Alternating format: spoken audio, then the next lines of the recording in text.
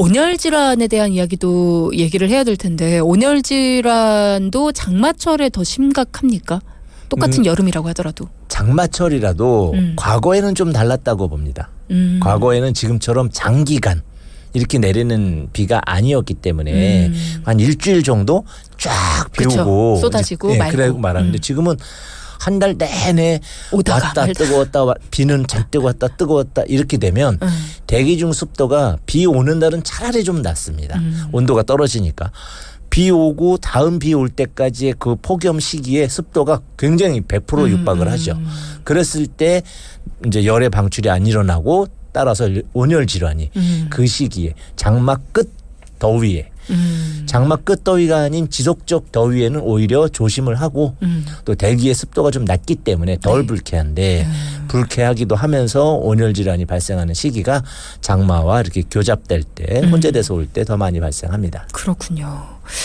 지금 말씀 주시는 분들 중에도 질문을 좀 주고 계시는데요. 저는 직업상 외부에서 일을 하다 보니까 햇빛에 많이 노출이 돼서 몸에 일사병 증세가 약간씩 나고요. 불쾌지수도 자주 오르곤 합니다. 이럴 때 도움되는 음식이나 차가 있을까요? 음식 먼저 말씀드릴까요? 일을 바깥에서 많이 하시게 되면 그 처음엔 일사병 상태에서 나중에 열사병까지도 가거든요. 일사병이라는 것은 내 몸의 온도가 높아지니까 방출하기 위해서 땀을 많이 내게 됩니다.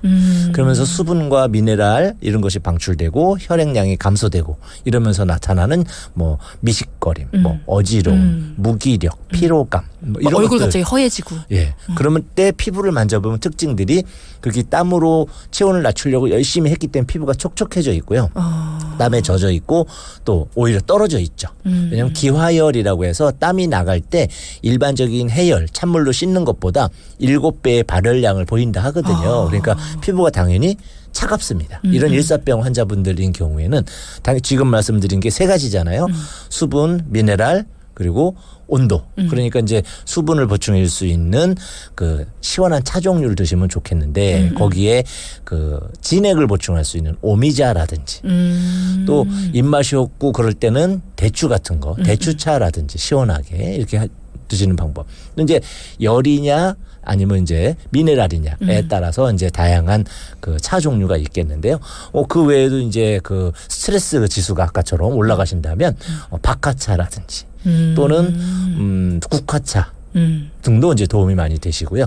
또 이제 안압이 높아지 혈압이 좀 있거나 목도 아프고 이제 두통도 있어요. 뭐 이러시면 또 실제로 안압 치료할 때 저희가 갈근이라고 칡을 많이 쓰거든요. 칡을 가지고 이제 시원한 칡즙을 이제 얼음 넣어서 먹는 거 있죠. 그런 걸 사용한다든지 하는 방법들도 많이 애용되고 있습니다. 공님 60대 중반입니다. 가게 매장은 엄청 시원하고요. 밖에 있는 창고 컨테이너는 엄청 뜨거워요. 숨이 막힐 정도인데 3일 전에 컨테이너와 매장을 왔다 갔다 해야 돼서 한 4번 정도로 왔다 갔다 하면서 일을 했더니 매장에 들어와서 서 있는데 갑자기 어지럽고 시야도 흐려지고 호흡곤란이 오고 몸이 쪼그라드는 듯한 느낌이 들더라고요. 그래서 급히 119에 도움을 요청하고 겨우 살아났습니다. 근데 다시 또 증세가 비슷하게 일어나서 병원에 가서 MRI를 찍었는데 아무 이상이 없다고 하네요. 온열 질환일까요? 이게 아무 이상이 없다고 하니까 어떻게 대처해야 되나 싶어서요. 열실신의 범주에 들어가는 경우로 보여집니다. 열실신. 열실신이라 하면 이제 그런 과정 중에 그 이제 혈류량이 감소하거든요. 그러면서 뇌의 혈관의 혈류량 감소는 저희가 MR이나 CT를 찍어도 알 수는 없거든요. 그런 상태가 일시적으로 오기 때문에 그럴 때 이제 혈류가 부족하니까 뭐 저혈압에 의한 기립성 어지럼증처럼 그런 어지럼 증세와 의식이 깜빡하는 그런 상태, 탈진 이런 걸 유발할 수가 있겠고요. 그래서 연세가 이제 60대 이상인 경우에 65세 이상인 경우에 특히 그런 경우가 많거든요. 또 본인이 실제로 연세 드신 분들은 기초자산이 떨어지기 때문에 보면 열이 많지 않다 보니까 외부가 덥다는 것을 잘 못 느끼고 지내시는 경우들이 많습니다. 그래서 노인들이 온열질환 사고가 더 많이 나는 이유는 인지를 못하고 있다. 더운데도. 그래서 땀이 많이 나가고 미네랄이 부족하고 수분이 부족하고 혈액이 부족한 상태까지 갔는데 그냥 왔다 갔다 컨테이너와 여기 왔다 갔다 하시는 거죠. 그런 문제들이 있을 수 있고요. 또 두 번째로는 이제 기저질환자, 혈압이 높거나 당뇨가 있거나 이런 분들은 혈액이 걸쭉해지는 거죠. 수분이 부족하니까 혈액이 걸쭉하고 심장에 더 관상동맥에 압력을 증가하고 당뇨는 혈액이 그렇지 않아도 설탕이 많아가지고 끈적끈적한데 수분량이 부족하니까 더 끈적거리는 거죠. 이런 문제들이 내 혈관에서 혈류를 더 공급을 안 시키니까 특히 또 이제 그 연세 드신 분들 같은 경우에 그런 질환을 잘 관리하시고 계신다 하더라도 당뇨병성 문제를 보이고요. 세 번째는 이제 그 연세 드신 분들 같은 경우는 약을 드시는 경우가 많습니다. 그렇죠. 양약 중에는 그런 수분과 어떤 이런 문제에 대해서 취약해서 양약을 많이 드시는 분들일수록 온열 질환에 취약해지기 때문에 특히 이제 관리를 많이 하셔야 되고 그런 양약의 후유증으로도 나타날 수 있다 이렇게 보고 있습니다. 직업상 주로 건물 옥상이나 지붕에서 일을 하고 있습니다. 한여름 강렬한 태양볕을 가리기 위해서 두꺼운 긴팔이 나을까요? 아니면 얇은 긴팔, 땀 배출을 위해 얇은 긴팔이 나을까요? 얇고 얇은 긴팔에 이제 그 자외선 차단. 품이 넓은 것. 아. 그래서 속으로 바람이 들어와서 내 몸에 땀을 배출하고 온도를 떨어뜨릴 수 있는. 그리고 색이 흰색이나 검은색이나 짙은 색들은 이제 그 열을 흡수하잖아요. 그렇죠. 더군다나 바닥에서 이제 지붕 작업 같은 경우에는 맨 위에 있으니까 그늘이 없죠. 그래서 복사열이 많습니다. 그래서 복사열이 가장 많은 오히려 2시부터 5시 사이가 오히려 더 뜨겁습니다. 그리고 또 그늘을 만들 수 있는 우산을 그 위에 더 씌우고 거기다가 모자까지 책 넓은 걸 쓰시고 이런 조치까지 다 해주시는 의복이 필요하죠. 어제 하루 종일 햇빛 아래서 일하다가요. 온열 질환 증상으로 응급실에 가서 링거를 맞고 퇴원을 했는데요. 호흡할 때마다 가슴이 답답하고 가슴이나 명치 쪽에 큰 통증은 없는데 뭔가가 압박하는 듯한 느낌이 들면서 호흡하기가 불편하고 힘듭니다. 이 증상은 왜 그런 걸까요? 다른 것 때문에 그런가 해서 걱정이 되네요. 이제 몸 안의 온도가 높아지게 되면 온도에 가장 취약한 질환은 사람 몸에서 폐와 심장입니다. 그래서 뜨거운 공기를 폐로 마셔야 되고 또 폐가 진액이 말라버리고 또 심장에 이제 관상동맥 질환이 있으시거나 한 경우에는 심장이 과열되고 저희가 복사열 때문에 이제 가장 문제가 될 때 체온 온도가 너무 올라가면 심장부터 마비되거든요. 심장이 가장 뜨거운 장기라고 생각하시면 됩니다. 그래서 심장이 좀 충격을 받지 않았나 이렇게 추측이 되고요. 그런 것 때문에 압박감이 있으신 건데 심장에 평소에 문제가 있었다면 치료 받으시는 병원에 가셔서 한번 다시 확인을 해보시고 심장에 문제가 없으신 분이라 하더라도 이제 앞으로는 이제 그런 일사병 환경뿐만이 아니고 검진할 때 일사병 전력을 얘기하셔서 일사병과 연결되어 있는 폐와 심장을 꼭 검사해 보시는 걸 추천드립니다. 그렇군요. 일사병과 연관이 되어 있는 게 폐와 심장이다. 그러면 일사병으로 만약에 이제 병원을 찾아오세요, 한의원을. 그러면 어떻게 치료를 하세요? 오히려 한방은 이제 과거에 그 에어컨이 없던 시대 아닙니까? 그래서 약이 그 일사병, 열사병에 대한 약이 굉장히 많이 있습니다. 응급처치에 대한 방법도 많이 활성화되어 있고요. 그래서 실제로 그 많이 쓰는 약 중에는 특히 아시는 게 생맥산.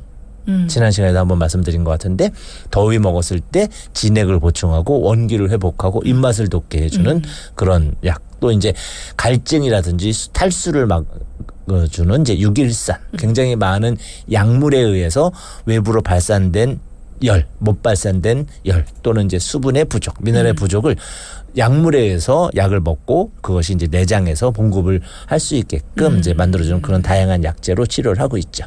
그러면 난 여름철만 되면 불쾌지수가 나는 높아진다. 그러니까 나는 좀 뭔가 열이 바깥으로 발산이 못 되고 이 안으로 꽉 차는 것 같다. 차증도 높아지고 뭔가 좀 이렇게 속도 막 뜨겁고 그런 분들 같은 경우에도 치료를 받을 수 있나요? 아니면 그 증상을 완화시킬 수 있는 건가요? 치료를 받을 수 있습니다. 근래에는 이제 DITI라든지 체온을 체크하는 DITI가 뭐예요? 저희가 이제 건강보험공단의 심표원 저기가 되는 그 체온 검사 하는 촬영법 같은 걸 하게 되면 어느 부위에 열이 몰려 있는지 실제로 배는 찬데 흉부에 열이 가득 찬 분들 또는 흉부엔 열이 별로 없는데 이마와 목줄기 쪽에 열이 가득 찬 분들 이런 식으로 해당 부위의 열이 어디에 있느냐를 찾고 그 열을 떨어뜨릴 수 있는 외부에서 무슨 뭐 그 냉팩 아이스팩을 쓴다든지 해가지고 떨어뜨릴 수 있는 열은 한계가 있기 때문에 안에서 그 열을 열을 제거해줄 수 있는 약. 특히 이제 여성들 같은 경우에 갱년기 환자분들이 가슴에 열이 많습니다. 그랬을 때는 이제 갱년기 치료를 더불어서 수면 조절과 같이 열을 내리는 뭐 이런 다양한 방법들로 열의 근원을 이제 꺼줌으로써 불쾌 지수를 낮춰드릴 수가 있죠. 자, 우리가 같이 운동을 하든 우리가 같이 일을 하든 뭔가 작업 중에 옆에 사람이 지금 말씀 주신 그런 일사병이나 열사병의 증상을 보인다. 네. 주변에 서 도와주셔야 될 거 아니에요. 그렇죠. 해줄 수 있는 응급처치 나는 해줄 수 있다. 네. 할 수 있는 팁 같은 거 좀. 일단은 세 가지입니다. 1번 물. 물부터 공급해야 되고요. 그래서 얼른 몸 안에 수분이 들어가야 되고 두 번째는 그늘과 바람.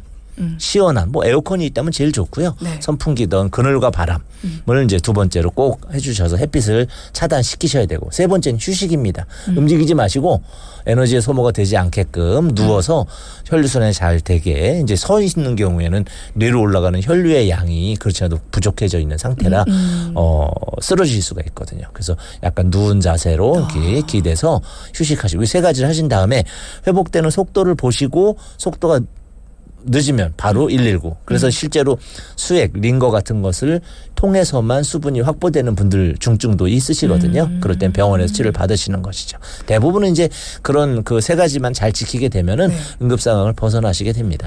평소에 내가 좀 잘 챙겨 먹었으면 좋겠다 싶은 것들 여름철 되면은 요거 하나만큼은 좀 챙겨 드시면 좋아요. 좀 권장해 주실 거 있습니까? 자연의 섭리가 중요한데요. 이제 겨울에 먹어야 될 음식은 겨울에 많이 나오고요. 여름에 먹어야 될 음식은 여름에 나오게 됩니다. 여름에는 식물들도 그 과일들도 자기 수분을 뺏기니까 뺏기지 않게 안에 수분을 잔뜩 머금거든요. 그렇기 때문에 수박, 뭐 참외 이런 것들이 나오게 되는데 그런 여름 과일들 그러면서 좀 더 수분이 많은 쪽 복숭아 같은 거 아니면 뭐 자두, 파인애플 외국종이지만 이런 것들이 수분이 많고 미네랄이 많은 그 과일들을 위주로 드시는 것이 가장 그 효과가 좋겠죠.